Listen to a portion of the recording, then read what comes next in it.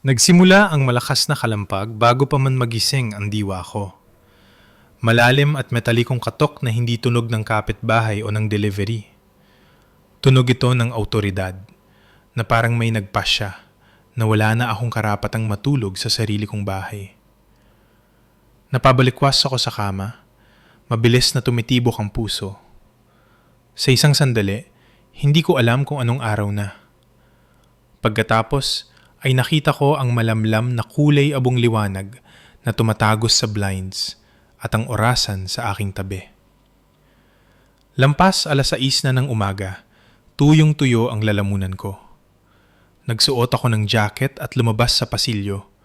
Maingat ang bawat hakbang dahil sa nakasanayan na parang baka magising ang bahay at pagalitan ako sa pag-iral ko. Muling dumating ang kalampag, sinundan ng boses ng isang lalaki. "Opisina ng sheriff, buksan ang pinto." Agad na lamig ang mga kamay ko. Hindi ako nagmadali. Hindi rin ako nag-atubili. Kumilos ako sa parang natutunan ko na ang pagkataranta ay nagreresulta sa pagkakamali. At ang pagkakamali ay nagiging kwentong ipinapasa-pasa ng ibang tao tungkol sa iyo kalaunan. Binuksan ko ang ilaw sa balkonahe at sumilip sa peephole. Isang deputy sheriff ang nagatayo sa harap ng pinto ko. Suot ang kanyang uniforme na may itim na vest. Ang isang kamay ay may hawak na clipboard ng mga dokumento. Sa likuran niya, ang kanyang patrol car ay nakaparada sa gilid ng kalsada na nakapatay ang mga ilaw, na tila ayaw niyang gisingin ang buong barangay. Pagkatapos ay nakita ko sila sa kabilang panig ng kalye, bahagyang natatakpan ng anino. Nakatayo ang aking mga magulang malapit sa mailbox ng kapitbahay, parang mga manonood sa isang parada. Nakakrus ang mga braso ng aking ina. Ang mga kamay ng aking ama ay nasa bulsa ng kanyang Amerikana. Hindi sila nagulat na makita ang isang deputy sa aking balkonahe. Sila ay kontento. Binuksan ko ang pinto habang nakakabit pa ang kadena. "Ginoo," sabi ng deputy. Kalmado pero matigas ang loob. "Kayo ba si Mateo Dalisay?" "Opo," sagot ko. Tumingin siya sa mga papel. "Ako si Deputy Rodriguez mula sa tanggapang panrehiyon ng sheriff. Narito ako para sa isang writ of possession. Ito ay isang kautusan sa pagpapaalis." Ang salitang pagpapaalis ay tumama sa dibdib ko na parang isang tulak. "Bahay ko ito," sabi ko. Hindi nanginig ang boses ko dahil hindi ko pinayagan. Siguradong may pagkakamali rito. Hindi nag-react si Deputy Rodriguez. Marahil ay narinig na niya ang pangungusap na yun ng daan-daang beses at malamang ay kinamumuhian niya ang sumunod na nangyayari sa bawat pagkakataon. "Ginoo," sabi niya, "hindi ako narito para makipagtalo tungkol sa pagmamay-ari. Narito ako para isakatuparan ang utos ng korte." Tinitigan ko ang pahina sa kanyang kamay. Nakaimprenta roon ang pangalan ko sa malinis at itim na mga titik na tila isa akong nangumupahan na hindi nagbayad ng renta. Hindi ang taong nagbayad ng amilyar, nagpaayos ng bubong at nagtanim ng puno sa likuran kasama ang aking lolo noong teenager pa ako. Sumigaw ang aking ina mula sa kabilang kalye, sapat na malakas para marinig ko. "Dapat ay ginawa mo ang hinihingi ng pamilya," dagdag ng aking ama. Ang boses ay patag na parang isang hatol. "Mag-empake ka na. Mangyayari ito ngayong araw." Lumingon si Deputy Rodriguez sa kanila. Pagkatapos ay bumalik sa akin. Bahagya niyang hininaan ang kanyang boses. "Mayroon ka bang matutuluyan?" tanong niya. Ang tanong ay hindi dahil sa awa. Ito ay bahagi ng proseso, pero nagpabaliktad pa rin ito ng sikmura ko. "Hindi ako aalis," sabi ko. "Hanggat hindi mo ipinapakita sa akin kung ano ito." Itinaas niya ng bahagya ang unang pahina at itinagilid ito para mabasa ko nang hindi lumalabas. Naroon ito sa makapal na letra. Writ of Possession. Isang case number sa ibaba, selyo ng korte at lagda ng isang hukom na hindi ko kilala. Sinubukan ng pulso ko na bumilis. Pinigilan ko ito. Hindi ako sumigaw. Hindi ako umiyak. Hindi ko tinanong ang mga magulang ko kung bakit, dahil alam ko na ang sagot. Hindi nila kailangan ng dahilan na may saysay. Kailangan lang nila ng dahilan na katanggap-tanggap sa pandinig ng mga tao. Itinuro ko ang linya malapit sa itaas. Sinong nag-file nito? Sinundan ni Deputy Rodriguez ang daliri ko. Nagatubili siya ng sapat na oras para sabihing mahalaga ang sagot. Ginoo, maingat niyang sabi. Ang plaintiff sa kasong ito ay... Huminto siya sa gitna ng panggusap, muling tiningnan ng mga papel, tumingin sa akin at nagbago ang kanyang muka. Hindi gulat, hindi awa, kundi pagkilala, na parang na-realize niya na ang kontrabida ay nasa harap lang niya. Tumikhim siya at sinabing ito ay isinampa ni na Divina Dalisay at Mario Dalisay. Hindi man lang nagpanggap na nahihiya ang mga magulang ko. Ang baba ng aking ina ay tumaas na tila ipinagmamalaki niya ang linyang binabasa ng malakas. Nakaramdam ako ng isang malamig at malinis na katahimikan sa loob ko. Dahil kung ang plaintiff ay ang mga magulang ko, ibig sabihin ay hindi lang sila nagbanta. Pumunta sila sa korte at ginawa ang kanilang sarili na mukhang nasa katwiran. At kung may writ na, ibig sabihin ay nakakuha na sila ng hatol nang wala ako. Pinanatili kong kalmado ang aking boses. Kailan isinampa ang kasong ito? Sinuri ni Deputy Rodriguez ang pahina. Ang hatol ay ipinasa nung nakaraang linggo. Nung nakaraang linggo, natuyo ang bibig ko. Narito ako nung nakaraang linggo. Pumasok ako sa trabaho, umuwi, nagdilig ng mga halaman, natulog sa kamang ito. Hindi ako nagpunta sa korte. Wala akong natanggap na anumang abiso. Walang deputy sa pinto ko. Walang registered mail. Walang nakadikit na paunawa sa bintana ko. Saan ako binigyan ng supina? Tanong ko. Tumingin muli sa ibaba si Deputy Rodriguez at sa pagkakataong ito ay mas mabigat ang kanyang paghinto. Idinaan niya ang kanyang hinlalaki sa isang seksyon. Ang address na nakalista para sa serbisyo ay 128 Nara Terrace. Hindi ako sumagot dahil ayaw tanggapin ng utak ko ang katotohanan. Ang Nara Terrace ay hindi ko address at hindi yon address na tinirhan ko sa buong buhay ko bilang matanda. Yon ang maliit na paupahang bahay na tinirhan ng mga magulang ko 15 taon na ang nakakaraan bago sila umangat sa buhay. Ang lugar na may bitak-bitak na driveway at mailbox na nakatagilid na parang sirang ngipin. Isang lugar na hindi ko na natapakan mula pa noong high school. Hindi ko address yan, kalmado kong sabi. Hindi dyan ang kirahan ko. Bahagyang humigpit ang panga ni Deputy Rodriguez. Hindi niya sinabing, alam ko. Ang sabi niya, yan ang nakasaad sa return of service. Muling sumigaw ang aking ina. Mas malambing na ang boses ngayon na tila nagtatanghal para sa deputy. Sinubukan namin gawin ito sa madaling paraan, Mateo. Pinilit mo kami. Hindi ko siya tiningnan. Tumingin ako kay Deputy Rodriguez. Maaari ko bang makita ang return of service? Tanong ko. Inilipat niya ang isang pahina. Ginoo, may pakikita ko sa iyo ang mayroon ako. Itinigil niya ito para mabasa ko. Isang linya na nagsasabing natapos na ang serbisyo, isang lagda, petsa, oras, at isang deskripsyon na nagpalamig sa balat ko. Substitute service accepted by adult female occupant at Nara Terrace. Adult female occupant, Nara Terrace. Ginamit ng mga magulang ko ang isang address na kontrolado nila at nagpanggap na may tumanggap ng mga papel para sa akin. Dahan-dahan akong tumingin sa kabilang kalye. Nakatitig sa akin ang aking ina na may kalmado at praktisadong muka, na tila ba ni-rehearsal na niya kung paano tatakbo ang araw na ito. At sa sandaling iyon, naintindihan ko ang tunay na layunin ng pagpapaalis. Hindi lang ito para ipahiya ako. Ito ay para madaliin ako.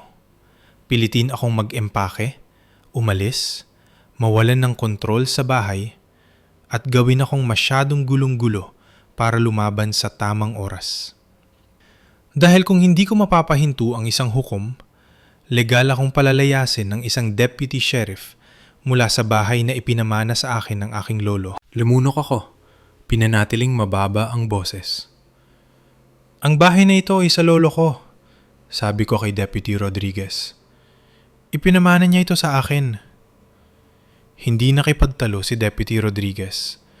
Masinigpitan lang niya ang hawak sa mga papel na tila kinamumuhian niya ang pagiging tagapagdala ng kalupitan ng ibang tao.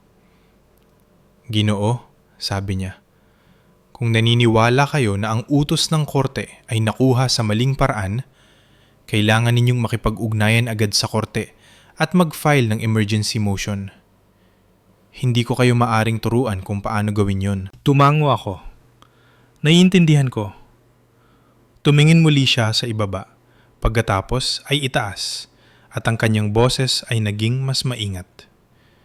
May isa pa, sabi niya. Ang writ na ito ay nagpapahintulot ng same-day possession. Humigpit ang sikmura ko sa araw na ito mismo. Tinitigan niya ako ng diretso sa mata. Profesional pero hindi malupit. Kung walang stay order mula sa hukom, sabi niya, kailangan kong maklear ang bahay na ito bago mantanghali. Hindi ako tumayo roon para makipagtalo sa deputy. Ang pakikipagtalo ay mabibigay lamang sa mga magulang ko ng gusto nila. Isang eksena, isang kwento, at dahilan para ituro ako at sabihing hindi ako matino. Kaya ginawa ko ang tanging bagay na mahalaga. Gumawa ako ng record. Hiniling ko kay Deputy Rodriguez na hawakan ng maayos ang mga papel habang kinukuhanan ko ng malinaw na larawan ang bawat pahina. Ang case number, ang selyo ng korte, ang linya ng lagda, ang address ng serbisyo, ang lengguwahe ng return of service. Pagkatapos ay pumasok ako sa loob. Dahan-dahang isinara ang pinto at inilak ang deadbolt na tila makakabili ito ng oras para sa akin. Hindi nito kaya, pero ang mga dokumento ay kaya. Sa bintana, nakikita ko pa rin ang mga magulang ko sa kabilang kalye, naghihintay na, tila inaabangan nilang magsimula akong magtapon ng mga kahon sa damuhan. Ang aking ina ay mayroon pa rin ganoong kontentong katahimikan na suot niya noon kapag iniisip niyang napilit na niya akong sumunod. Hindi ko ibinigay sa kanya ang kasiyahang iyon. Kinuha ko ang aking pitaka, mga susi, cellphone at isang maliit na fireproof pouch mula sa drawer kung saan ko itinatago ang mga boring na bagay na nagiging usapang buhay at kamatayan kapag nagpasya ang ibang tao na maging mapanlikha. Ang kopya ng titulo, transfer certificate of title, ang distribution letter ng probate ng aking lolo, ang mga resibo ng amilyar, at ang insurance ng bahay sa pangalan ko. Pagkatapos ay tinawagan ko ang opisina ng clerk sa Regional Trial Court habang nakatayo pa rin sa sarili kong kusina. 2 beses nagring. Civil Division, sagot ng isang babae, mabilis ang boses. Mayroon akong writ of possession para sa isang pagpapaalis. Kalmado kong sabi. Hindi ako kailanman nabigyan ng supina. Kailangan kong malaman kung paano humiling ng emergency stay at iset aside ang isang default judgment. May sandaling katahimikan, tunog ng mga keyboard, ang uri ng katahimikan na nangangahulugang tinitingnan na niya ang case number at nagpapasya kung gaano karaming konsiderasyon ang ibibigay ng sistema sa ganitong oras ng umaga. Ano ang case number? Tanong niya. Binasa ko ito mula sa larawan sa cellphone ko. Muli siyang nag-type, mas matagal sa pagkakataong ito. Pagkatapos ay nagbago ang kanyang boses. Ginoo, sabi niya. Ito ay isang unlawful detainer na isinampa ni na Mario at Divina Dalisay. Ang default judgment ay ipinasok noong nakaraang linggo. Hindi ako kailanman nabigyan ng supina. Ulit ko. Ang address ng serbisyo ay nakalista bilang Nara Terrace. Hindi ko yon address. Isa pang katahimikan. Higit pang keyboard. Nakikita ko ang return. Maingat niyang sabi. Nakasaad dito na ang substitute service ay tinanggap ng isang adult female occupant. Iyon ay ang aking ina, sabi ko. At nanatiling patag ang boses ko. Dahil kung hahayaan ko ang sarili kong magalit, mawawalan ako ng oras. Ano ang dapat kong gawin ngayon? Kailangan mong mag-file ng emergency motion to stay enforcement, sabi niya. At isang motion to vacate the default judgment. Gaano kabilis yan maririnig ng hukom? Tanong ko. Nag-atubili siya. Depende sa kalendaryo ng hukom. Kailangang marinig yan ngayong araw, sabi ko. Sabi ng deputy, kailangan niyang maklear ang bahay bago magtanghali. Bumuntong hininga ng mahina ang clerk na tila hindi niya gusto ang sasabihin niya, pero sasabihin pa rin niya. Pumunta ka sa courthouse sa oras na mabukas kami, sabi niya. Magdala ka ng identification at patunay ng iyong address. Magdala ka ng anumang ebidensya na hindi ka nabigyan ng supina. At kung meron kang patunay na pagmamayari mo ang ari-arian, dalhin mo rin yun. Meron ako, sabi ko. Sige po, sagot niya. At Gino, huwag kang magtagal. Kapag ang writ ay naisa katuparan na, mas nagiging mahirap. Ang mahirap ay nangangahulugan ng uri ng paghihirap na sumisira sa tao sa aspetong pinansyal at tatawagin itong proseso. Tinapos ko ang tawag, kinuha ang pouch at naglakad pabalik sa pinto. Naroon pa rin si Deputy Rodriguez sa balkonahe, naghihintay ng may pasensya ng isang taong hindi nasisiyahan sa kanyang trabaho. Ang mga magulang ko ay naroon pa rin sa kabilang kalye, hindi gumagalaw. Binuksan ko muli ang pinto ng nakakadena. Pupunta ako sa korte, sabi ko sa deputy. Magfa-file ako ng emergency stay. Tumanggo siya. Yan ang dapat mong gawin. Sumigaw ang aking ina. Ang boses ay parang matamis na lason. Kahit anong i-file mo, huli na. Tapos ng lahat. Humigpit ang panga ni Deputy Rodriguez sa tono nito. Pero hindi siya sumagot. Tumingin lang siya sa akin. Ginoo, bulong niya. Hindi ako pinapayagang magbigay ng legal na payo. Pero masasabi ko ito sa iyo. Kung makakakuha ka ng pirmadong stay order, tawagan mo agad ang aming civil unit. Sila ang mag-uutos sa akin na huwag ituloy ang operasyon. Naiintindihan ko, sabi ko. Maaari mo bang ibigay ang numero ng civil unit? Nagatubili siya. Pagkatapos ay isinulat ito sa kanto ng isang card at iniabot sa siwang ng pinto. Muling nagsalita ang aking ama, mas malakas sa pagkakataong ito. Mag-empake ka na ng mga gamit mo. Huwag mo nang papangitin ang sitwasyon. Hinarap ko ang kanyang tingin mula sa kabilang kalye at pinanatiling mahina ang boses ko. Pinapangik mo na ito nung nagsinungaling ka sa hukom, sabi ko. Humigpit ang mukha ng aking ina, pero ngumiti pa rin siya, na tila iniisip niyang wala nang saysay ang mga salita ko. Isinara ko ang pinto nang hindi na sila binibigyan ng isa pang linya. Pagkatapos ay lumabas ako sa likurang pinto, umikot sa bakod at sumakay sa kotse ko nang hindi na kailangang dumaan sa harap nila, na tila baka nila ang bangketa. Sa biyahe patungo sa courthouse, ang langit ay lumiwanag sa maputlang kulay ng umaga na nagmumukhang walang panganib ang lahat. Ang mga kamay ko ay matatag sa manibela. Ang isip ko ay hindi. Paulit-ulit kong iniisip ang Nara Terrace, ang aking mga magulang na pumirma para sa mga papel na para sa akin. At pagkatapos ay nagpanggap na binigyan ako ng supina ng korte. Tungkol sa kung gaano kadaling maging isang hatol ang isang kasinungalingan, kapag hindi mo alam na dapat kang sumulpot. Nang bumukas ang mga pinto ng courthouse, nandoon na ako. Amoy disinfectant at lumang kape ang gusali. Ang security guard sa metal detector ay mukhang inaantok pa hanggang sa ilapag ko ang mga papel ng writ sa tray at sabihing, meron akong eviction na isasagawa ngayong araw. Biglang tumalas ang kanyang paningin. Pinadaan niya ako ng mas mabilis kaysa sa sinumang nasa linya. Sa itaas, ang Civil Division counter ay may manipis na pila ng mga taong may hawak na folder sa paraang ang mga nalulunod ay kumakapit sa hangin. Naghintay ako ng pagkakataon ng hindi mapakali dahil ang bawat galaw ay maaring bigyan ng ibang kahulugan. Nang makarating ako sa bintana, iniurong ko ang aking ID at ang mga larawan ng writ. Kailangan ko ng emergency stay at motion to vacate, sabi ko. Hindi ako nabigyan ng supina.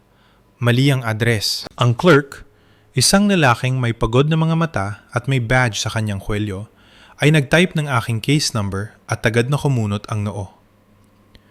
Nasa address ka bang ito? Tanong niya, nagbabasa mula sa file. Hindi, sabi ko. Ang address na yan ay lumang tirahan ng mga magulang ko. Hindi ako kailanman tumira doon bilang matanda.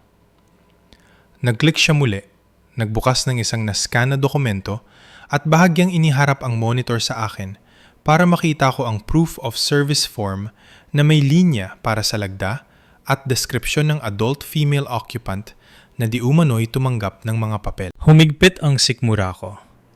Ang lagda ay isang mabilis na kaskas, pero ang sulat kamay sa imprentadong pangalan sa ibaba ay malinis. Divina Dalisay.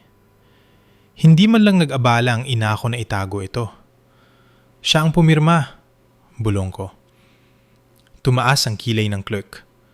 Siya ang plaintiff? Opo, sagot ko. At tinanggap niya ang serbisyo para sa akin sa isang address na hindi ko tinitirhan. Tinitigan niya ang screen na mas matagal kaysa sa kinakailangan.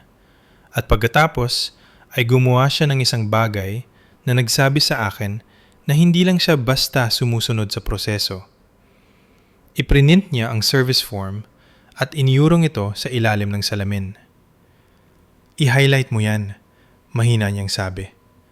Mahalaga yan. Kinuha ko ang papel na may matatag na mga kamay dahil tumanggi akong hayaan ng sistema na bansagan akong emosyonal. Pagmamayari ko rin ng bahay, sabi ko, at inilabas ko ang kopya ng titulo mula sa aking fireproof pouch kasama ang probate distribution letter. Ang pangalan ng lolo ko sa itaas, ang pangalan ko na nakalista bilang tagatanggap ng ari-arian. Tiningnan ng clerk ang titulo at napapikit. Pagkatapos ay nag-type siya muli ng mas mabilis. Isinampa ito ng mga magulang mo bilang mga landlord, sabi niya. Humihigpit ang boses. Sinasabi nilang ikaw ay isang tenant holding over. Tenant? Ulit ko.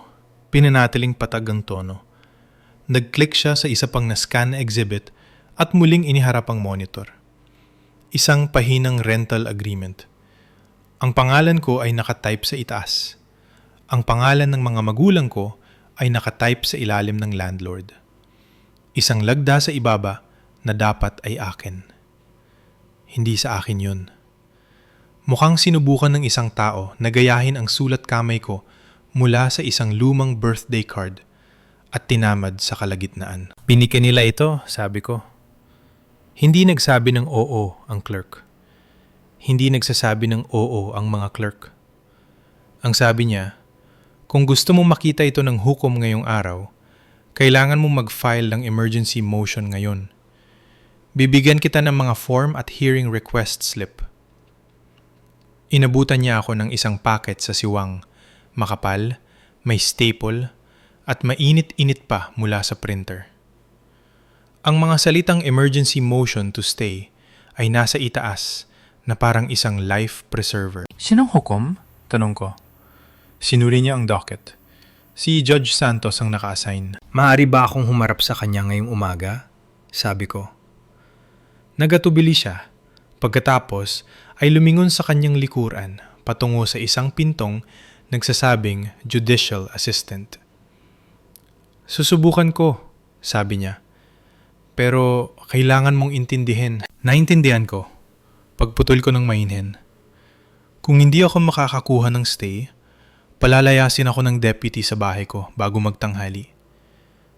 Tumango ang clerk, halos hindi halata, at kinuha ang packet ko para tatakan.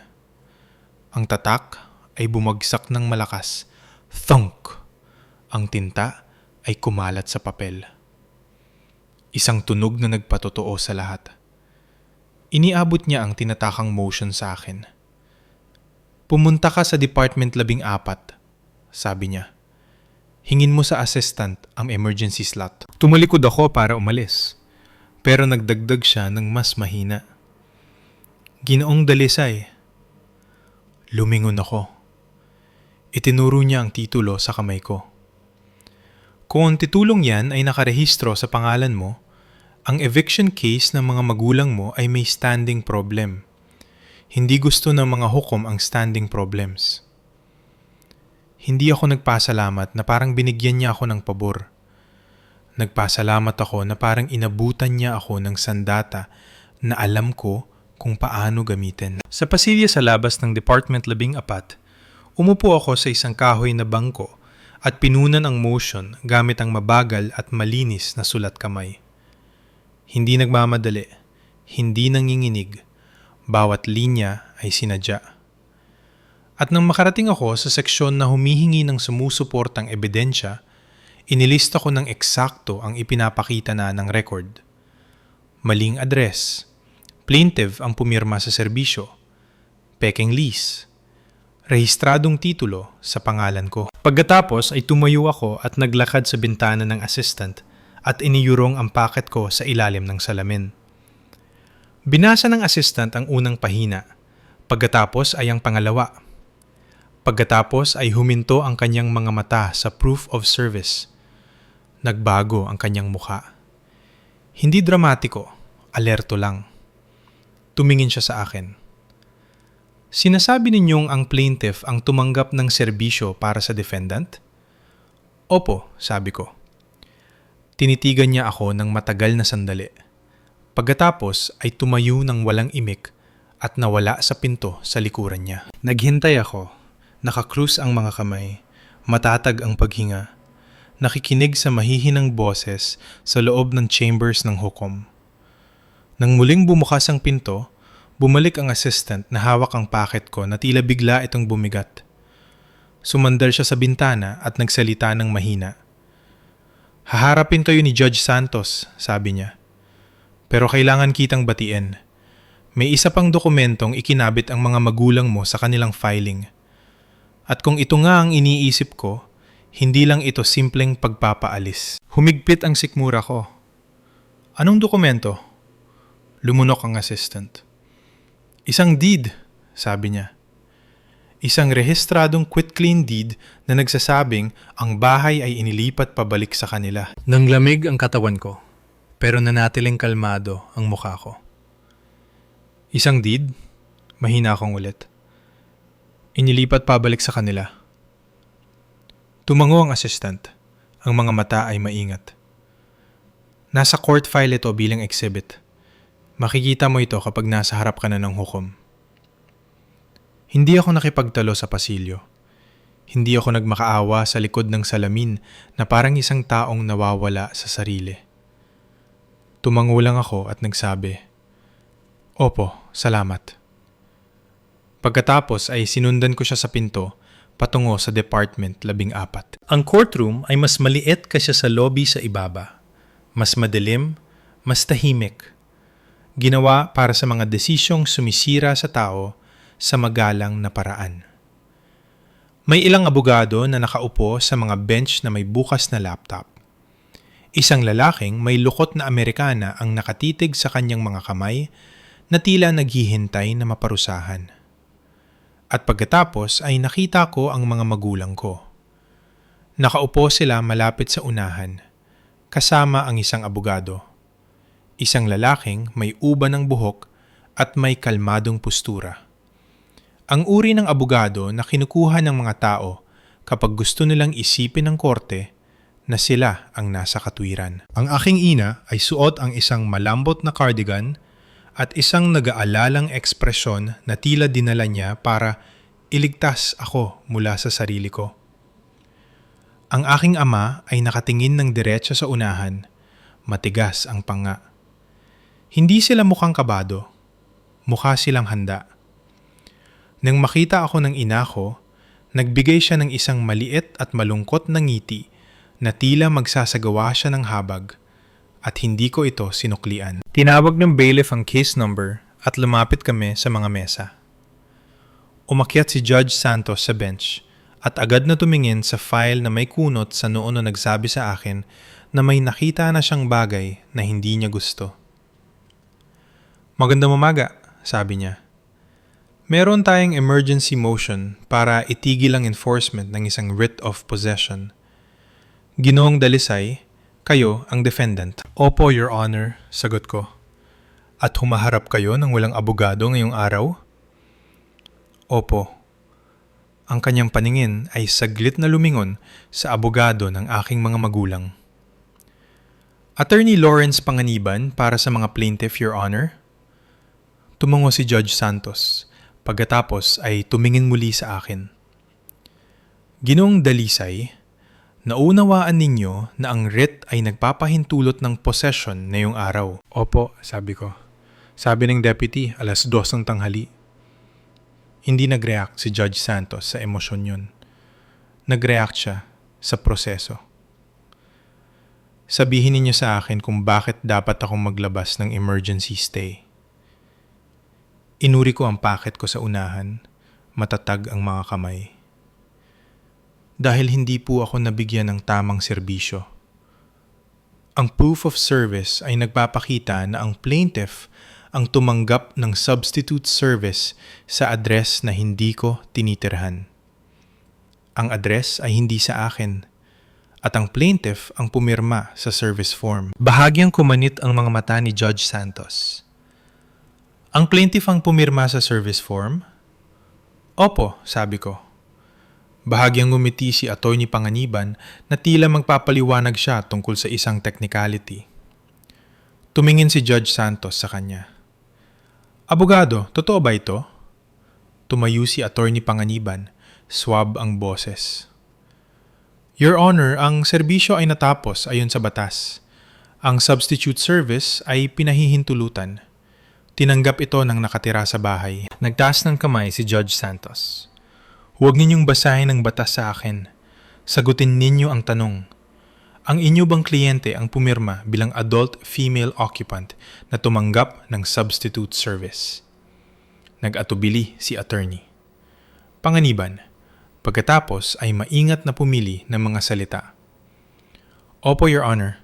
Tinanggap ni Gining Dalisay ang serbisyo sa address na nakalista sa reklamo bilang huling kilalang address ni Ginoong Dalisay." Ang paningin ni Judge Santos ay bumalik sa akin. "Ang Nara Terrace ba ang huling kilalang address mo?" "Hindi po," sabi ko. "Hindi po ako tumira doon bilang matanda. Ang aking driver's license, mga tax bill at utility bill ay nagpapakita ng aking kasalukuyang address. Iniurong ko ang aking ID at isang kamakailang Meralco bill." Mabilis na sinuri ni Judge Santos ang mga ito. Pagkatapos ay tumingin siya sa aking ina. "Ginang Dalisay," sabi niya, "bakit ninyo tinanggap ang serbisyo para sa defendant sa isang address na hindi naman niyo tirahan?" Ang mga labi ng aking ina ay nanginig sa isang praktisadong kalungkutan. "Your Honor," simula niya ng mahinhin, "sinubukan namin ang lahat. Siya ay hindi na matino. Hindi na siya sumasagot sa amin. Hindi na namin alam ang gagawin." Naroon na naman. Hindi matino. Isang tatak na nila yung patigilin ng korte sa pagtatanong ng mga hindi komportableng tanong. Hindi man nang kumurap si Judge Santos. "Hindi yan sagot," sabi niya. "Alman ninyo kung saan siya nakatira o hindi."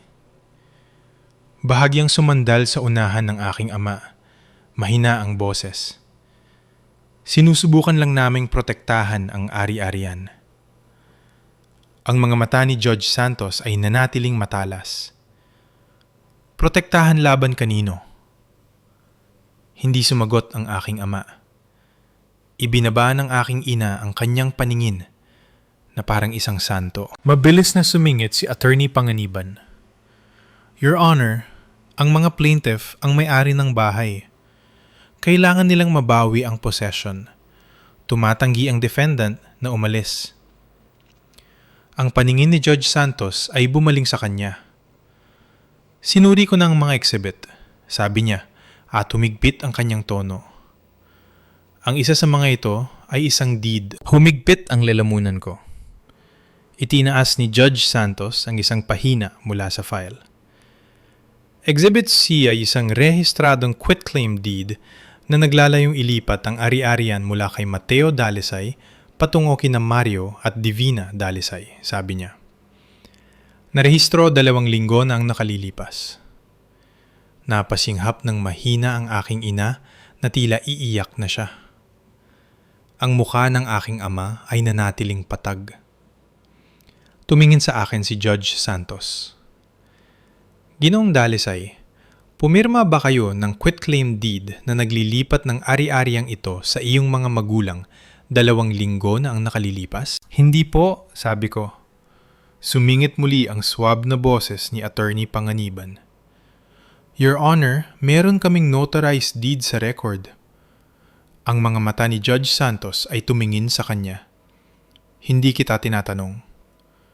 Pagkatapos ay tumingin siya muli sa akin. Sinasabi ninyong ang deed na yan ay peke? Opo, sagot ko. At mapapatunayan ko na wala ako roon para sa anumang notarization. Nasa trabaho po ako noong araw na yon at ang aking kumpanya ay may access logs. Huminto ang paggalaw ng panulat ni Judge Santos. Access logs, ulit niya. Opo, kalmado kong sabi. Badge entry at security camera logs. May timestamp. Humigpit ang ekspresyon ni Attorney Panganiban. Your Honor, nagiging usapin na ito ng titulo. Ang mga probate matter ay dapat sa ibang departamento. Humigpit ang paningin ni Judge Santos. Hindi ito probate matter sa ngayon. Ito ay isang unlawful detainer na isinampa ng mga taong nag-aangking may-ari. Suportado ng isang deed na sinasabi ng defendant na hindi niya kailanman nilagdaan, kasama ang isang service return na nilagdaan ng plaintiff sa maling address. Huminto siya pagkatapos ay sinabi ang pangungusap na nagpabago sa upo ng aking mga magulang. Hindi ako komportable sa pagpapatupad ng isang writ of possession sa ganitong record. Binuksan ni attorney. Pakaniban ang kanyang bibig. Pinutol siya ni Judge Santos. Uunahin ko ang stay, sabi niya. Ginoong Dalisay, meron ka bang patunay ng kasalukuyang rehistradong pagmamay-ari sa iyong pangalan? Opo, sabi ko. At inilabas ko ang printout mula sa Registry of Deeds na hiningi ko nung umagang iyon mula sa clerk sa ibaba. Ang summary ng property record ko ay may tatak. Kinuha ito ni Judge Santos, sinuri, at bahagyang tumaas ang kanyang mga kilay. Nagpapakita ito na ang ari-arian ay ibinigay sa iyo sa pamamagitan ng estate ng iyong lolo, sabi niya, nagbabasa. Narehistro noong nakaraang taon. Pagkatapos ay nagpapakita ito ng quitclaim deed 2 linggo na ang nakalilipas, inililipat ito sa iyong mga magulang. Tumingin siya muli sa akin. At itinatanggi mo na nilagdaan mo ang quitclaim na yon? Opo. Bahaging sumandal si Judge Santos at tinitigan ang deed exhibit. Pagkatapos ay tumingin siya sa notary block sa ibaba. Kumanit ang kanyang mga mata. Hindi ito agad napansin ni Attorney Panganiban. Ang mga magulang ko ay napansin. Ang balikat ng aking ina ay naging matigas. Tinapik ni Judge Santos ang notary commission number gamit ang kanyang panulat. Abogado, sabi niya. Kaninong notaryo ito? Napakurap si Attorney Panganiban. Your Honor, kaninong notaryo? Uulitin ko. Mas matalim na, sabi ni Judge Santos. Kanino ito? Tumingin sa ibaba si Attorney Panganiban. Lumilitaw po na ito ay sa isang notaryong nagngangalang Carla Mendez. Tumingin si Judge Santos sa aking ama. Ginoong Dalisay, sabi niya. Kilala ninyo ba si Carla Mendez? Bumukas ang bibig ng aking ama, pagkatapos ay sumara. Ang aking ina ang sumagot para sa kanya. Manipis ang boses. Siya ay isang kaibigan. Nanatiling nakapako ang paningin ni Judge Santos. Isang kaibigan na nagnotaryo ng isang deed na naglilipat ng mina ng bahay ng iyong anak sa inyo 2 linggo nang nakalilipas. Sinubukan muli ni Attorney Panganiban, bakas ang pagmamadali. Your Honor, ang deed ay rehistrado. Ito ay itinuturing na balido. Hindi kumurap si Judge Santos. Ang pagiging balido ay hindi nangangahulugang hindi ito maaring suriin. Lumingon siya sa bailiff. Naglalabas ako ng emergency stay para sa writ of possession, sabi niya. Epektibo agad. Ipaalam sa civil unit ng sheriff. Lumuwag ang aking baga sa isang tahimik at kontroladong buntong hininga. Nagpatuloy si Judge Santos. Malinaw ang boses. Ito ay ititigil habang naghihintay ng hearing para sa motion to vacate default at isang referral para sa posibleng fraud tungkol sa deed. Humigpit ang mukha ng aking ina. Your Honor, tumingin si Judge Santos sa kanya. Tumigil ka, sabi niya. Wala kang karapatang magsalita ngayon. Pagkatapos ay tumingin muli ang hukom sa akin. Ginoong Belisay, sabi niya. Kailangan mong maintindihan ng isang bagay. Kung ang deed na ito ay peke, kailangan mo ng higit pa sa stay ng eviction. Kailangan mong protektahan ang titulo agad. Alam ko po, sabi ko. Tumanggo si Judge Santos. Mabuti dahil iniuutos ko na ang Registry of Deeds ay maabisuhan tungkol sa isang posibleng fraudulent conveyance. Namutla ang mukha ni Attorney Panganiban at pagkatapos ay idinagdag ni Judge Santos, kalmado pero pinal. At gusto kong humarap ang notaryo ng personal, dala ang kanyang journal. Naging estatwa ang mga magulang ko. Bahagyang lumaki ang mga mata ng aking ina. At ang panga ng aking ama ay humigpit ng husto na gumalaw ang kalamnan nito. Dahil ang notary journal ay hindi isang kwento, ito ay may mga timestamp, lagda, ID, at fingerprint. Ito ay ebidensya. Inilapag ni Judge Santos ang file. Ang hearing ay itinakda bukas ng umaga, sabi niya. Ginong Dalisay, dalhin mo ang iyong employment access logs. Ang mga plaintiff ay magdadala ng notaryo at ang orihinal na deed. Kung sinuman ang mabigong sumipot, may kaukulang parusa. Bumuka ang mga labi ng aking ina, at sa unang pagkakataon, ang kanyang maskara ng pag-aalala ay nadbukang kung ano talaga ito. Takot. Habang bumababa ang hukom, iniabot ng bailiff kay Attorney Panganiban ang stay order para ipamahagi. Kinuha ko ang aking kopya at lumabas nang hindi tinitingnan ng aking mga magulang. Sa pasilyo, nag-vibrate ang cellphone ko sa isang tawag. Si Deputy Rodriguez. Sinagot ko agad. Nakuha ko ang stay, sabi ko. Rinig ang kanyang ginhawa. Copy po, i-text mo sa akin ang larawan ng pirmadong order. Ipaalam ko sa civil unit at hihinto na kami. Isesend ko na ngayon, sabi ko. Kumuha ako ng malinaw na larawan at ipinadala ito. Pagkatapos, habang papunta ako sa hagdan, narinig ko ang boses ng aking ina sa likuran ko. Mababa, apurado, hindi na matamis. Akala mo ba tapos na ito? Bulong niya ng galit. Hindi mo alam kung ano ang sinimulan mo. Hindi ako lumingon dahil naintindihan ko. Kung ang deed ay peke, hindi na ito tungkol sa pagpapaalis. Ito ay tungkol sa kung gaano kalayo ang kayang gawin ng mga magulang ko para nakawin ang regalo ng isang namayapang tao mula sa sarili nilang anak. At bukas, kasama ang notary journal na yon sa mesa ng korte, malalaman namin ang lahat. Hindi ako uwi ng mag-isa. Hindi dahil takot akong mapunta sa sarili kong bahay, kundi dahil tapos na ako sa pagpayag na kontrolin ng mga magulang ko ang kapaligiran.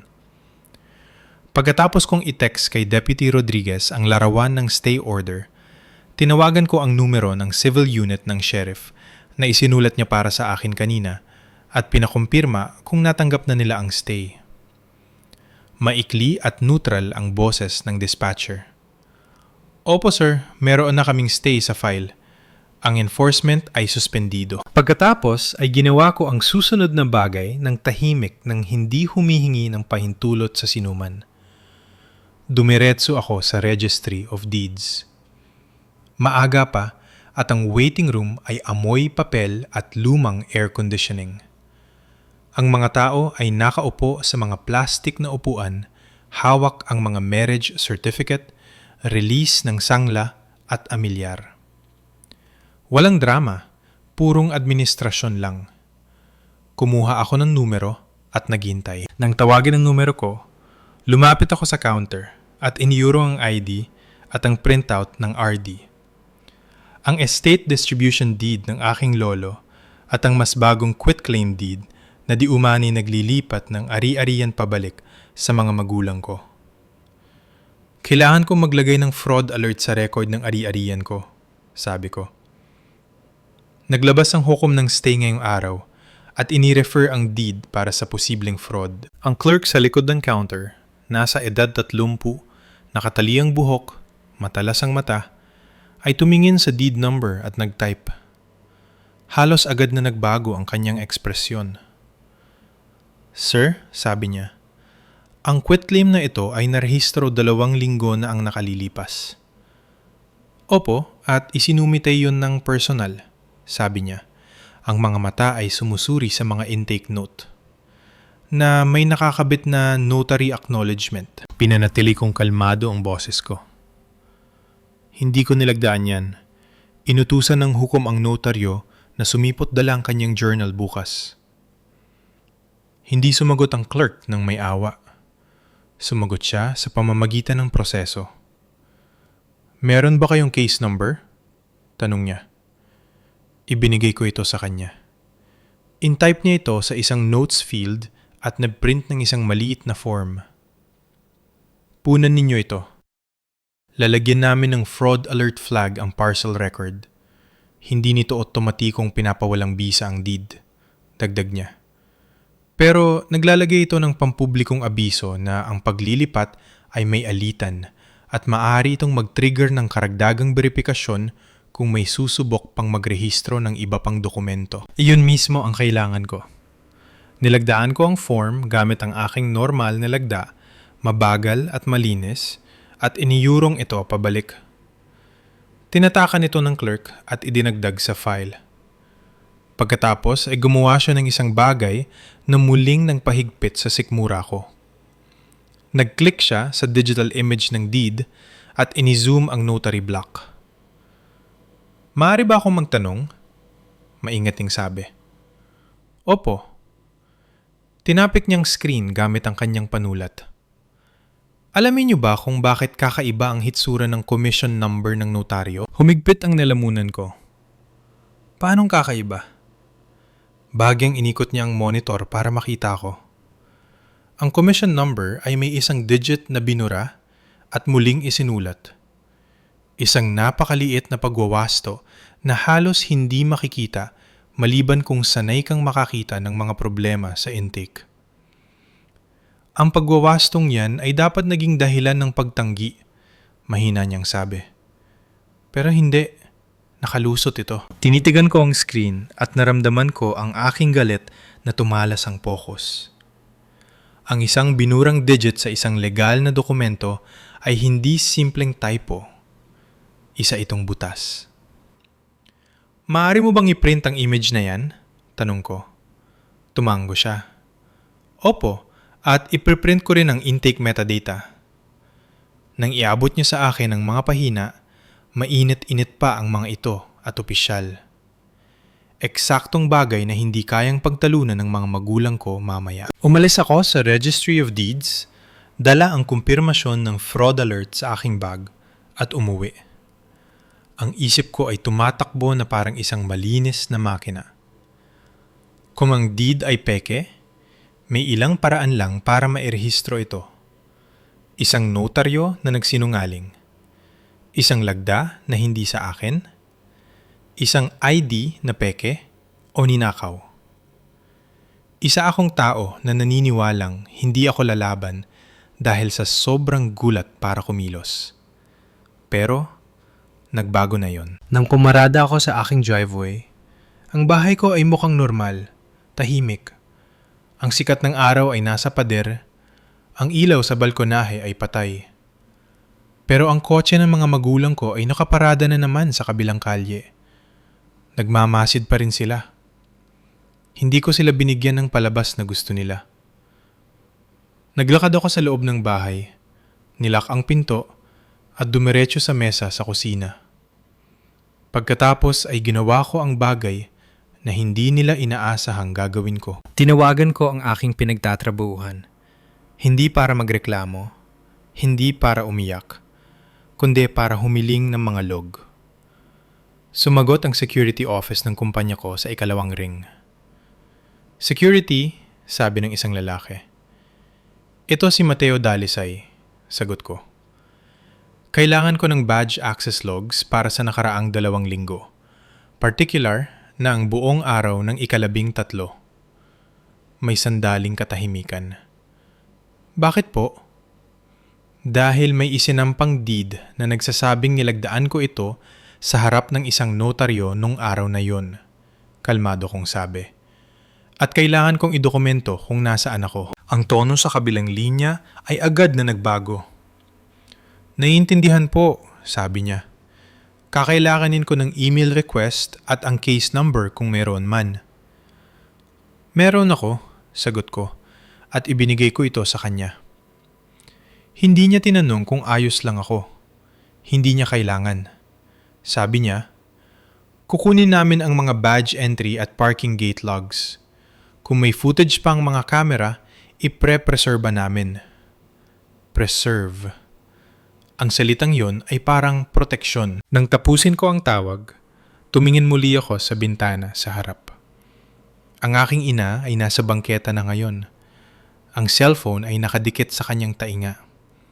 Naglalakad-lakad na parang sinusubukang pigilan ang inis. Ang aking ama ay nakatayo nang nakakrus ang mga braso. Nakatitig sa bahay ko na tila ba may utang na loob ito sa kanya. Pagkatapos ay tumunog ang doorbell ko ng isang beses at nang hindi ko sagutin, tumunog itong muli. Hindi ako lumapit sa pinto. Lumapit ako sa cellphone ko. Binuksan ko ang camera app at nagsimulang mag-record. Hinawakan ko ito ng mababa. Kinukuhanan ng timestamp at ang tunog. Pagkatapos ay naglakad ako sa pinto at nagsalita sa likuran nito nang hindi binubuksan ang anumang lock. Ano yun? Matalimang boses ng aking ina na tumagos sa kahoy. Buksan mong pinto. Hindi, sagot ko. Sumunod ang boses ng aking ama.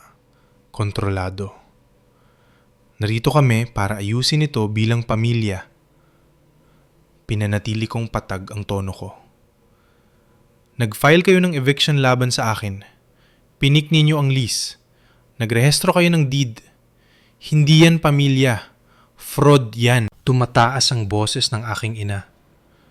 Anong karapatan mong sabihin yan? Hindi ko sinagot yon. Nagtanong ako sa halip. Bakit ninyo ginawa yon? Katahimikan. Pagkatapos ay nagsalita ang aking ama. Mababa at malamig ang boses. Dahil nangako ang lolo mo na ang bahay ay mananatili sa pamilya, sabi niya. At gumagawa ka ng mga desisyon na hindi namin sinasang-ayunan. Naramdaman ko ang pagigpit ng aking panga. Ako ang pamilya, sabi ko. Sumigaw ang aking ina. Wala kang utang na loob. Gugustuhin ng matandang iyon na kami ang magkaroon nito. Huminga ako ng malalim. Hindi niya ginusto, sabi ko. Kaya nga nasa pangalan ko ang titulo. Ang boses ng aking ama ay mas bumaba pa na tila nagbibigay ng babala. Bukas, sasabihin ng notaryo na pumirma ka. Hindi ako natinag. Kung ganoon, bukas ay ilalabas niya ang kanyang journal, sabi ko, at ipapakita nito kung anong totoong biniripikan niya. Muling naging matamis ang boses ng aking ina. Masyadong matamis. Hindi mo gustong sirain ang mga buhay dahil lang sa mga papeles, Mateo. Ang linyang iyon ay nagsabi sa akin ng lahat. Hindi sila natatakot na mawala ang bahay. Natatakot sila sa kung ano ang isisiwalat ng mga dokumento tungkol sa kung paano nila sinubukang kunin ito. Pinanatili kong mahina ang boses ko. Kayo ang pumiling sirain ito, sabi ko. Sinisiguro ko lang na maire-record ito ng tama. Pagkatapos ay tinapos ko ang pag-uusap sa paraang tinatapos ko ang bawat pakikipag-usap sa mga taong sinusubukang manipulahin ang sitwasyon. Huminto ako sa pagsasalita. Sa labas, narinig ko ang aking ina na huminga ng malalim. Pagkatapos ay bumuntong hininga ng may pilit na kalmado. Fine, sabi niya sa pinto. Magkita tayo sa korte. Umalis ang kanilang mga hakbang. Hindi ko itinigil ang pag-record hanggang sa narinig ko ang pagsara ng pinto ng kanilang kotse. Isang oras ang lumipas.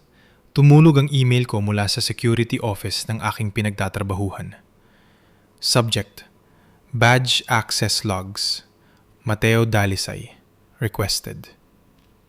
Binuksan ko ang attachment. At naroon ito. Black and white. Entry time, exit time, internal door access, parking gate. Ipinapakita ng log na pumasok ako sa gusali nung umagang yun at hindi lumabas hanggang matapos ang 6:00 ng gabi. Walang puwang. Walang oras para magmaneho sa kabilang panig ng lungsod, pumirma ng deed at bumalik ng hindi napapansin. Pagkatapos ay may dumating pang isang email. Ang isang ito ay mula sa clerk ng Registry of Deeds. Subject: Fraud Alert Confirmation. Parcel record attached. Ang opisyal na abiso ng paglalagay ng fraud alert at ang nakaprint na image na nagpapakita ng iwinastong notary commission number. Inipon ko ang mga dokumento sa mesa ko na tila gumagawa ko ng isang pader dahil ang bukas ay hindi tungkol sa kung ano ang sinasabi ng mga magulang ko. Ito ay tungkol sa kung ano ang kayang lagpasan ng journal ng notaryo. At bago ko isara ang aking laptop, nag-vibrate ang cellphone ko sa isang text mula sa hindi kilalang numero. Isang pangungusap. Kapag sumipot ka bukas, mas malaki pa sa bahay ang mawawala sa iyo. Nanglamig ang balat ko. Hindi dahil takot ako, kundi dahil ang mga banta ay nangangahulugang alam nila ang paparating at iniisip nilang hindi nila ito mapipigilan ng malinis. Hindi ako sumagot sa hindi kilalang numero. Kinunan ko ito ng screenshot, sineb sa isang folder na may case number at ipinasa ito sa sarili ko na may subject line na Threat Received Night Before Hearing. Pagkatapos ay ginawa ko ang pinakasimple at pinakamahalagang bagay. Natulog ako. Hindi mapayapa, hindi madali, pero pinilit ko ang katawan ko na magpahinga dahil ang pagkapagod ay nagreresulta sa kapabayaan. At ang buong plano ng mga magulang ko ay nakabase sa pagiging pagod ko, sobrang gulat at pag-iisa para lumaban. 8:45 ng susunod na umaga, naglakad ako pabalik sa department. 14 dala ang isang folder at isang kalmadong muka. Nandun na ang mga magulang ko kasama ang kanilang abogado. Ang aking ina ay suot ang ibang cardigan na tila naniniwala siyang ang pagpapalit ng kasuotan ay magbabago sa kwento. Ang aking ama ay mukhang naiinip, matigas ang panga. Ang mga mata ay nakapako sa bench na tila naghihintay ng pahintulot na kunin ang napagpasyahan niyang kanya. At nakaupo sa likuran nila, matigas ang postura, mahigpit ang hawak sa bag, ay ang notaryo, si Carla Mendez. Hindi siya mukhang katulad ng inasahan ko. Hindi kampante, hindi mayabang, kundi tense na tila sinabihan lang siyang sumipot at ulitin ang isang linya. At nananalangin siya na walang magtanong ng maling katanungan. Nang tawagin ng bailiff ang kaso, umakyat si Judge Santos sa bench, dala ang parehong seryosong ekspresyon na suot niya kahapon. Noyon lang ay mukhang mas matalim ito, mas walang pasensya. "Magandang umaga," sabi niya. "Narito tayo para sa motion ng defendant na i-vacate ang default at ang pag-aalala ng korte tungkol sa isang rehistradong quitclaim deed na isinumite bilang exhibit." Tumingin siya ng diretsyo sa abogado ng aking mga magulang. "Abogado, dala ba ninyo ang orihinal na deed?" Tumayo si Attorney Panganiban. "Opo, Your Honor." Itinaas niya ang isang manila envelope na tila banal na bagay ito. Ibinabaling ni Judge Santos ang kanyang paningin sa notaryo. "Binibining Mendez," sabi niya, "kayo ay isang commissioned notary public sa bansang ito." "Opo, Your Honor," sagot ni Carla, manipis ang boses. "At nagnotaryo kayo ng isang deed na naglilipat ng ari-arian mula kay Mateo Dalisay patungo kina Mario at Divina Dalisay noong ika-13, sabi ng hukom. "Tama ba?" Lumunok si Carla.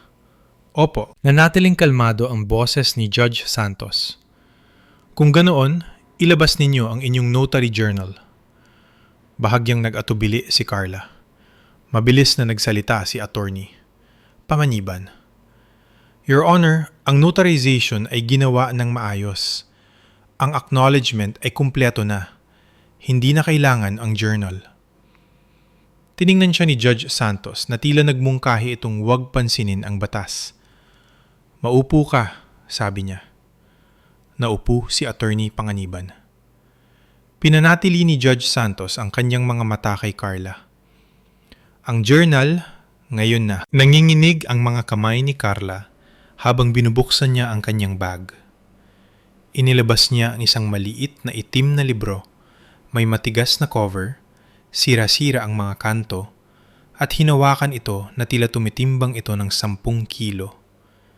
Inilakad niya ito sa clerk na iniabot naman sa bailiff na dinala ito sa hukom.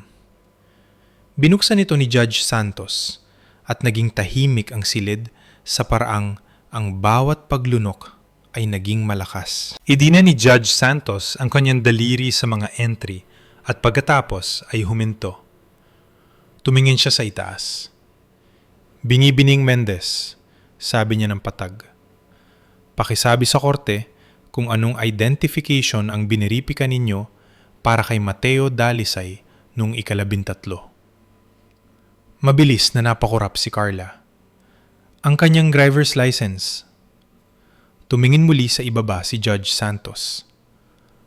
"Ang inyong journal entry ay naglilista ng driver's license number na nagtatapos sa 931. Humigpit ang sikmura ko. Ang lisensya ko ay hindi natatapos sa 931. Muling itinaas ni Judge Santos ang kanyang mga mata. "Ginoong Dalisay," sabi niya sa akin, "ano ang huling 3 digit ng iyong driver's license number?" Sumagot ako ng walang pag-aalinlangan. 617 po. Tumango si Judge Santos. Pagkatapos ay tumingin siya kay Carla at ang kalmado sa kanyang boses ay naging isang bagay na mapanganib. "Kaya ang journal ay hindi tumutugma sa aktual na lisensya ng defendant," sabi niya. "Ipaliwanag mo ito." Bumuka ang mga labi ni Carla at sumara muli. Ang kanyang mga mata ay saglit na tumingin sa aking mga magulang. Isang beses lang, napakaliit na baka hindi napansin ng karamihan. Pero walang nakakalusot kay Judge Santos. Masyadong mabilis na tumayo si Atty. Panganiban. Your Honor, ang mga journal ay maaaring maglaman ng mga clerical error. Pinutol siya ni Judge Santos. Tama na. Bahagyang inikot niya ang journal at binasa ang susunod na linya para sa record. Ang entry na ito ay nagilista ng signer bilang Mateo Dalisay, sabi niya. At sa ilalim ng lagda, mayroong isang kaskas na hindi katulad ng lagda sa mga dokumentong isinumitate ng defendant. Itinutok niya ang kanyang paningin kay Carla. Nakita mo ba mismo si Mateo Dalisay na pumirma sa deed na ito sa harap mo? Ang boses ni Carla ay lumabas na parang nahihirapan. Opo, hindi tinaas ni Judge Santos ang kanyang boses. Inabot lang niya ang printout na isinumate ko kahapon, ang access logs ng kumpanya ko, at itinaas ito. Ginoong Dalisay, sabi niya. Sinabi ninyong nasa trabaho kayo sa buong araw na yon. Opo, sagot ko. Meron ba kayong dokumentasyon, tanong niya, na nagpapakita na pisikal kayong naroon? Opo, sabi ko. At iniurong ko ang mga badge log at ang email ng certification mula sa security office. Pagkatapos ay idinagdag ko ang isang bagay na laging nakakalimutan ng mga taong tulad ng aking ama na umiiral. Ang aking parking gate log na may time-stamped plate scan. Sinuri ni Judge Santos ang unang pahina, pagkatapos ay ang pangalawa. Kumanit ang kanyang mga mata sa mga timestamp. Pagkatapos ay tumingin siya kay Carla. Binibibining Mendez, sabi niya. Anong oras ninyo ni notaryo ang deed na ito? Lumunok si Carla. Bandang 2:00 po ng tanghali. Lumingon si Judge Santos sa log. Ang badge log ng defendant ay nagpapakita na nasa loob siya ng isang secured building noong 2:00 na may internal door access, sabi niya. Ang parking gate log niya ay nagpapakita na ang kanyang sasakyan ay nasa loob ng kontroladong garahe.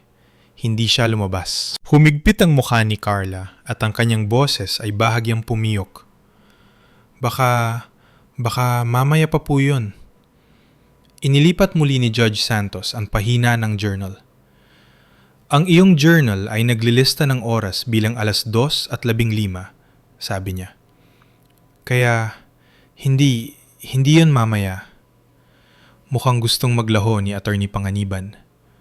Ang mga kamay ng aking ina ay nakakuyom ng husto na namumutla na ang kanyang mga daliri. Ang aking ama ay nakatitig ng diretsyo sa unahan na tila ba ang pagtangging tumingin sa ebidensya ay magpapatigil dito sa pag-iral. Dahan-dahang inilapag ni Judge Santos ang journal at sumandal sa unahan. Binibini Mendez, sabi niya. Pamilyar ba kayo sa mga kahihinatnan ng pagnotaryo ng isang lagda na hindi ninyo nakita mismo? Napuno ng takot ang mga mata ni Carla. Opo.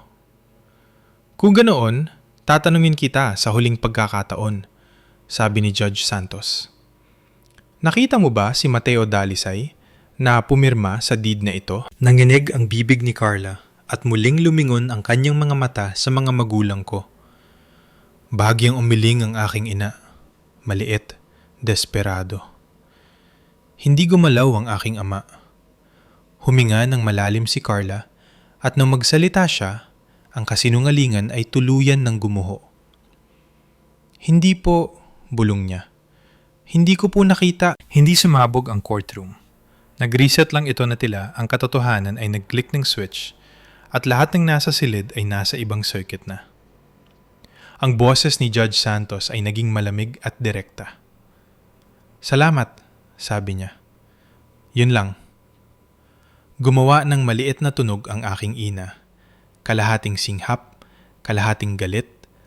Pagkatapos ay itinikom ang kanyang bibig na tila naalala niyang may mga kamera. Muling tumayo si Atty. Panganiban.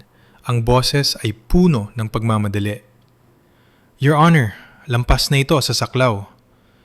Itinaas ni Judge Santos ang kanyang kamay. Maupo ka. Naupo siya. Tumingin si Judge Santos sa aking mga magulang. Mario Dalisay, sabi niya. Divina Dalisay, tumayo kayo. Tumayo sila ng dahan-dahan na tila nagbago ang bigat ng mundo. Nagsalita si Judge Santos sa tono na hindi kailangan ng lakas. Pinapawalang bisa ng korteng ito ang default judgment, sabi niya. Ang writ of possession ay dissolved na. Ang unlawful detainer ay dismissed dahil sa kawalan ng tamang serbisyo at kawalan ng standing. Bumuka ang bibig ng aking ama. Nagpatuloy si Judge Santos. Inililipat ng korteng ito ang quitclaim deed sa district attorney para sa investigasyon ng fraudulent conveyance at conspiracy at inililipat din ang notaryo sa commissioning authority para sa posibleng pagbawi ng lisensya. Lumaki ang mga mata ng aking ina. Your Honor, pinutol siya ng tingin ni Judge Santos. Hindi. Pagkatapos ay tumingin ng hukom sa akin. Ginoong Belisay, sabi niya, kukuha ka ng certified copy ng order ngayong araw at ire-record mo ito sa Registry of Deeds. Gagawa ka rin ng paraan para sa title correction sa tamang civil channel.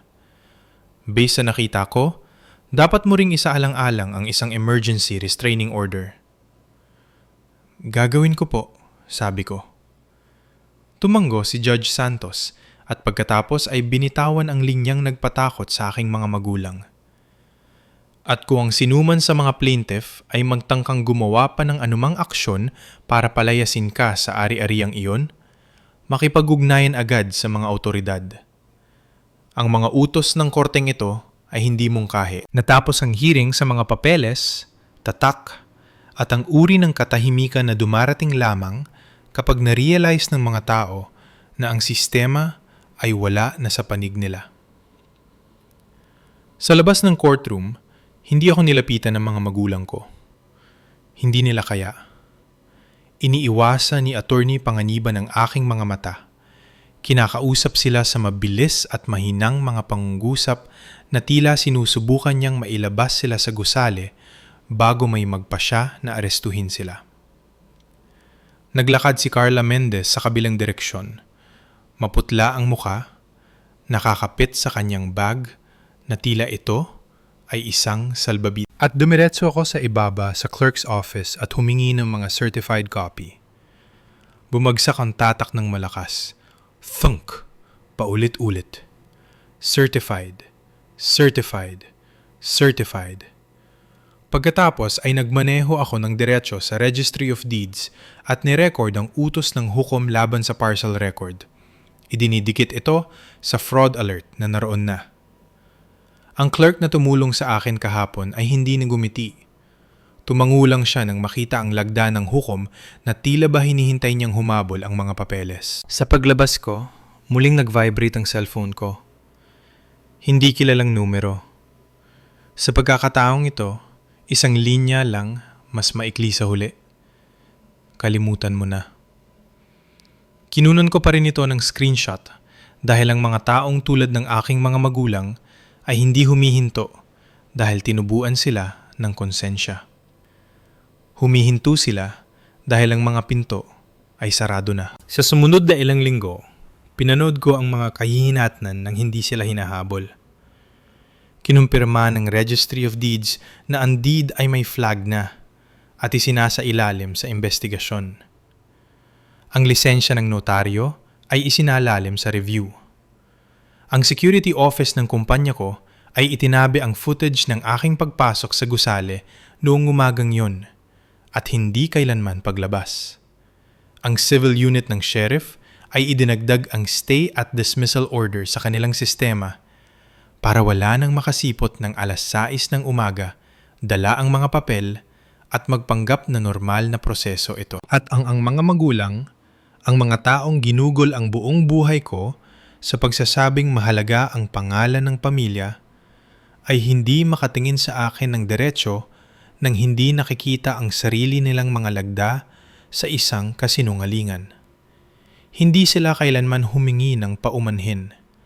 Wala silang emosyonal na kakayahan para sa pananagutan. Nagpadala ang aking ina ng isang email na sumubok na muling isulat ang lahat bilang isang pagkakaunawaan. Ang aking ama ay hindi nagpadala ng anuman, pero hindi ko kailangan ng paumanhin. Kailangan ko ang bahay ko. At kailangan kong manatili ang regalo ng lolo ko kung saan niya ito inilagay. Sa akin, ang taong pinagkakatiwalaan niya. Isang gabi, tumayo ako sa sala at tiningnan ang sikat ng araw na tumatago sa mga bintana. Ang parehong mga bintana na sinubukang nakawin ng aking mga magulang sa pamamagitan ng pagpasok sa korte, dala ang peking papel. Hindi ako nakaramdam ng pagtatagumpay. Nakaramdam ako ng katahimikan.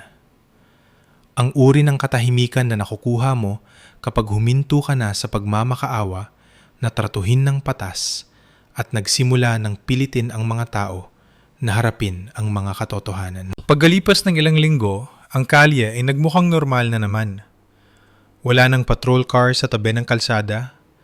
Wala ng mga magulang sa kabilang kalsada na nagmamasid na parang mga mandaragit. Ang fraud alert ay nanatili sa record ng ari-arian hanggang sa matapos ang title correction process. At ang bawat opisyal na liham na dumadating ay napupunta sa parehong folder na may case number sa gilid. Pinalitan ko ang lock sa harap na pinto, naglagay ng maliit na kamera sa balkonahe, at nagtago ng mga certified copy ng utos ng hukom sa isang ligtas na lugar. Hindi dahil gusto kong mabuhay sa takot, kundi dahil gusto kong mabuhay sa katotohanan. Napatunayan ng aking mga magulang na gagamit sila ng mga institusyon bilang sandata. Natutunan ko namang gamitin ang parehong mga institusyon bilang kalasag. Kung ang iyong mga magulang ay sinubukang palayasin ka sa bahay na ipinamana sa iyo ng iyong lolo, haharapin mo ba sila muna? O gagawin mo ba ang eksaktong ginawa ko at hahayaang ang mga papeles ang humuli sa kanila sa sarili nilang kasinungalingan? Sabihin sa akin sa mga komento. At kung gusto ninyo pa ng mga kwento kung saan ang katahimikan ang nagtatagumpay dahil ang record ay mas malakas kaysa sa manipulasyon, i-like, i-subscribe at magkikita tayo sa susunod na Vi.